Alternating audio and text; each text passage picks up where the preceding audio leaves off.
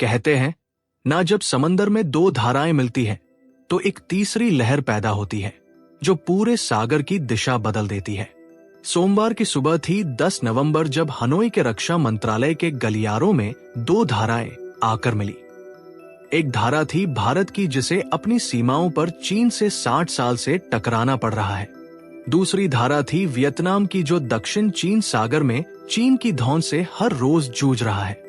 और जब ये दो धाराएं मिली तो एक ऐसी तीसरी लहर उठी जिसने बीजिंग के सत्ता गलियारों में हड़कंप मचा दिया।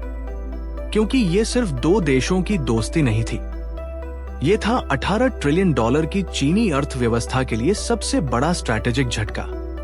ये थी एशिया के शक्ति संतुलन की नई परिभाषा। अगले 7 मिनट में आप समझेंगे क्यों उस सोमवार की सुबह इतिहास बदल गया। उस सोमवार की सुबह हनोई का मौसम ठंडा था। भारत के रक्षा सचिव राजेश कुमार सिंह जब वियतनाम के रक्षा मंत्रालय की सीढ़ियां चढ़ रहे थे तो शायद उन्हें भी नहीं पता था कि अगले कुछ घंटों में जो हस्ताक्षर होंगे वो पूरे इंडो पैसिफिक की भू राजनीति को हिला देंगे। कमरे के अंदर उनका इंतजार कर रहे थे वियतनाम के उप रक्षा मंत्री सीनियर लेफ्टिनेंट जनरल हुआंग जुआनचियन। दोनों नेताओं ने हाथ मिलाया, मुस्कुराए, कैमरे के लिए पोज दिया। लेकिन उस कमरे में जो बातचीत हुई उसकी आवाजें कहीं और भी सुनाई दे रही थी।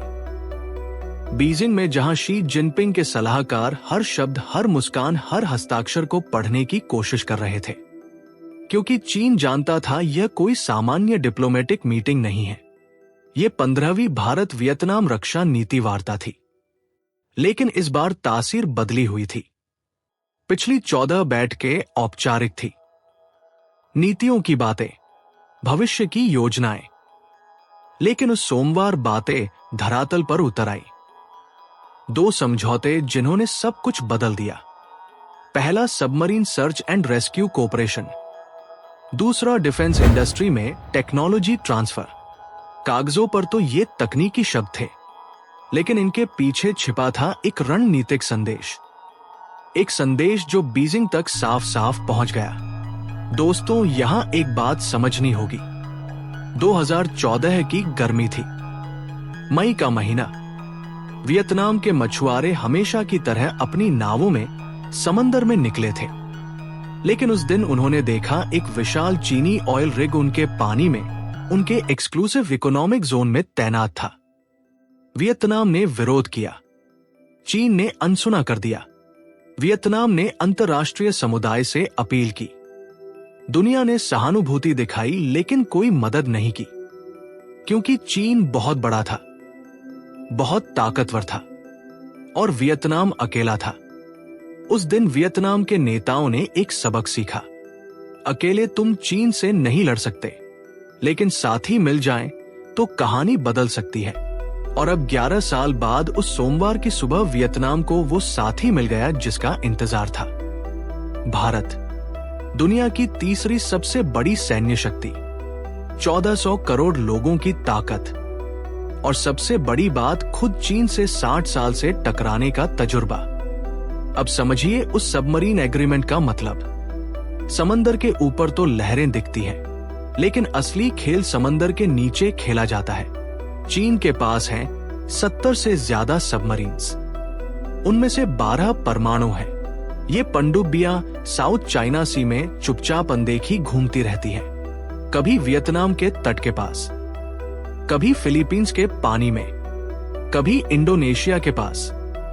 और कोई देख नहीं पाता क्योंकि उन्हें ट्रैक करने की तकनीक सबके पास नहीं है। लेकिन अब स्थिति बदल गई है। भारत के पास है एडवांस्ड सबमरीन रेस्क्यू सिस्टम, सोनार तकनीक, अंडर वाटर सर्विलांस। वियतनाम के पास है तटीय उपस्थिति, स्थानीय जानकारी, समुद्री मार्गों की पूरी समझ। और अब जब ये दोनों मिल गए हैं तो चीन की हर पनडुब्बी, हर मूवमेंट, हर गश्त भारत और वियतनाम की नजरों में होगी। ये है स्मार्ट डिटरेंस। युद्ध लड़ने से पहले दुश्मन को बता दो कि तुम्हारी हर चाल हमें दिख रही है। लेकिन दोस्तों, यहां एक गहरी बात समझनी होगी। चीन का तरीका क्या है? चीन छोटे देशों को कर्ज देता है, बंदरगाह बनाता है, सड़कें बनाता है और जब देश कर्ज नहीं चुका पाता तो वही बंदरगाह, वही सड़कें चीन के कब्जे में चली जाती है। श्रीलंका का हम्बनटोटा बंदरगाह याद है, पाकिस्तान का ग्वादर बंदरगाह याद है। ये डे ट्रैप डिप्लोमेसी, ये है आधिपत्य की राजनीति। भारत का तरीका अलग है। भारत कर्ज नहीं देता, टेक्नोलॉजी देता है। भारत निर्भर नहीं बनाता, आत्मनिर्भर बनाता है। उस सोमवार को डिफेंस इंडस्ट्री कॉर्पोरेशन पर जो लेटर ऑफ इंटेंट साइन हुआ, उसका मतलब है भारत अब वियतनाम को सिर्फ हथियार नहीं बेचेगा, बल्कि वियतनाम को अपने हथियार बनाना सिखाएगा। शिपयार्ड्स अपग्रेड होंगे, संयुक्त उत्पादन इकाइयां लगेंगी, तकनीक ट्रांसफर होगी। यह है make in Vietnam with India. यह है साझेदारी की राजनीति। चीन वियतनाम को जूनियर पार्टनर बनाना चाहता है, भारत वियतनाम को स्ट्रैटेजिक इक्वल मानता है। और यही फर्क पूरे एशिया की हवा बदल रहा है। उस सोमवार भविष्य की जंगों पर भी बात हुई, क्योंकि अब युद्ध सिर्फ सीमा पर नहीं लड़े जाते, अब युद्ध लड़े जाते हैं साइबर स्पेस में, डिजिटल नेटवर्क्स में, आर्टिफिशियल इंटेलिजेंस के मैदान में। चीन अपनी साइबर घुसपैठ के लिए बदनाम है। भारत और वियतनाम अब साइबर सिक्योरिटी में साथ काम करेंगे, हाइड्रोग्राफी में सहयोग होगा, मिलिट्री मेडिसिन में तकनीक शेयर होगी, और सबसे बड़ी बात रियल टाइम इंफॉर्मेशन एक्सचेंज, यानी अब दोनों देशों की नौसेनाएं एक दूसरे को तत्काल satellite data, radar information, tracking details share करेंगी। चीन की नौसेना की हर हलचल अब तुरंत दोनों देशों के रडार पर होगी। यह है 20वीं सदी की शक्ति का 21वीं सदी का जवाब। याद है मैंने शुरुआत में कहा था, जब समंदर में दो धाराएं मिलती हैं तो एक तीसरी लहर पैदा होती है। उस सोमवार की सुबह हनोई में वो तीसरी लहर पैदा हुई। एक लहर जो अब पूरे साउथ चाइना सी में फैल रही है।